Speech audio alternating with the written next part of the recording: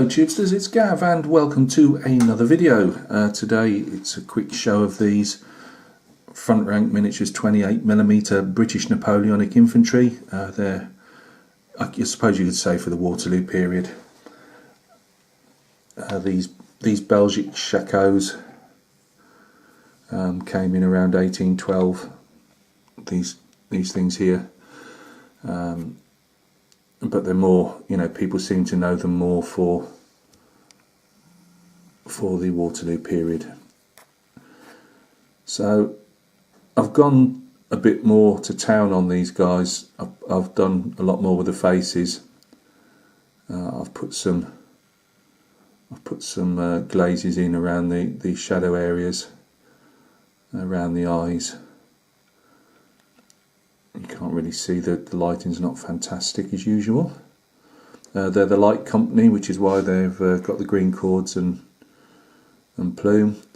I've gone for doing the red, they used to nickname it worms, I believe, but it's just a very red thin thread around the collar along with the white. It would, as this is a light yellow, it would have had yellow in there as well, but I've not gone that far.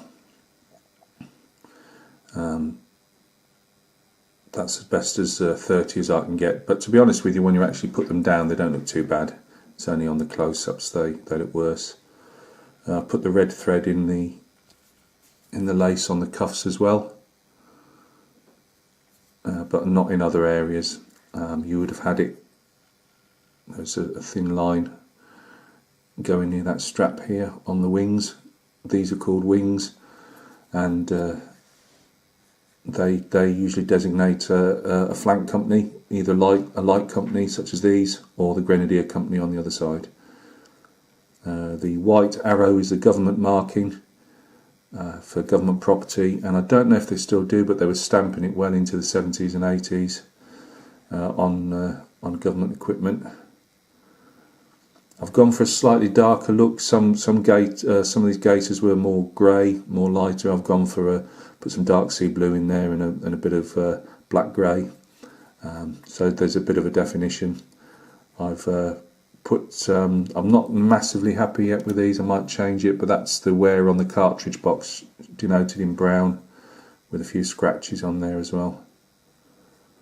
The colours, I think I've said to you before, the red jacket is painted in the Andrea Red series box, which I highly recommend. I have gone over them very slightly with some very watered down Amaranthia Red from Vallejo, which is like a really orangey red. You can get away with just having that orangey effect that faded British jackets had. You can get along with that by just using what's in the Andrea box, but I'll just put that bit extra on just for my taste. I've put silver or pewter metal, whatever you want to call it, on the hunting horn itself. The rest was brass. It denotes it's not denoting it's a light battalion, but as the actual light companies, from what I understand, had them. The only thing I've missed off these guys, which I've still got to do, is highlight the water bottle strap, which I'd forgotten. And as usual, it takes a video or some photographs to actually remind you of the fact. Let's have a look at this guy here. I've put some corporal stripes on his with the red, with the yellow background. Again, he's got the red worming around his collar. Put him with a bit of a shirt showing. I've kept everything more or less the same, so the greatcoat's grey, all the haversacks are the same colour. I've not gone for a campaign look particularly with these guys, just add in a few bits and pieces here and there, a few scratches on the shako. They show up more right under. I've got a light literally about 3 inches, 2 inches above it, and obviously we're doing a close-up, so they don't actually look as bad as that when they're put down further away. And this is the reinforcement pack. I've used completely the reinforcement pack for these. I think I've got one officer on the base I'm about to clean up, and that's from one of the single ones you can pick from front rank. Trousers, I've gone for a lighter look. I wouldn't go any lighter than that. If you didn't like that look, you could easily put some watered down black grey or something or some dark blues because they had that bluey tinge to them into the deepest shadow recesses, but again I'm quite happy with that. So that's our number 3 guy, before to a base. And then our last fella here. I've done the bit of a stubble shadow on them without being over the top. Well, one, because this guy's got blonde hair anyway. But I don't like the Fred Flintstone looks that you can have, so I'll try and keep it just enough to show that there's some around there. Again, the light's robbing it a bit. It does look a bit better than that. So guys, that's the first 4 complete. They've got to go for a varnish.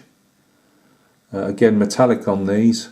I do, I like my non-metallic, but at the same time, commercially, not everybody likes non-metallic, so I mix the units up. And these are going to go up for sale as obviously painted in metallic. So as you can see by the reflections, they've had some turquoise and some dark sea blue washed over them, very thin washes, just to take that shine off and give it a bit more metallic look. So guys, thank you very much for taking a look at these.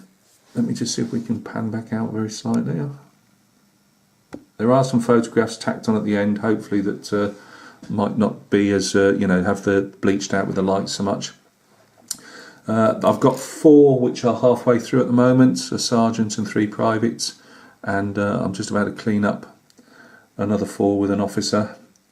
So I like to give each base just a very slight difference if possible, even if it's only a case of like putting corporal stripes on one figure, just to show there's a tiny bit of difference in the figures.